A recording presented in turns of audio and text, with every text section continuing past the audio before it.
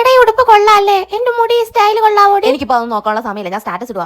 ഗൂഗിളിന്റെ ഓഫീസ് വന്ന് ഹായ് നമുക്ക് കിട്ടിയ. അയ്യോ, ആദ്യം പോയി ഫുഡ് കഴിക്കാനെന്ന്. ദൈവമേ, ഞാൻ എവിടുന്ന് തുടങ്ങണം? ഞാൻ എന്തൊക്കെ ഇവളുടെ കൂടി ഇനി മേലെ ഞാൻ വരത്തില്ല. Cultureless fellow. ഫുഡ് കാണുമ്പോ കമന്ന് വീഴുന്നു. എന്റെ കണക്ക് ഫുഡ് ഫുഡ് തിന്നണ്ടേ? എനിക്ക് ഇഷ്ടം മാതിരി ഞാൻ എടുക്കും. എന്നോട് ഗൂഗിളിന്റെ ബോസ് പറഞ്ഞിട്ടുണ്ട് ഇഷ്ടം പോലെ വലിച്ചു വാരി തിന്നോളാം. എടി നീ അത്രയൊക്കെ തിന്നു. ഞാൻ തിന്നും. ലാസ്റ്റ് എന്റെ പാത്രത്തിനകത്ത് കൈയിട്ട് വരാൻ വന്നേക്കല്ലേ കേട്ടല്ലോ.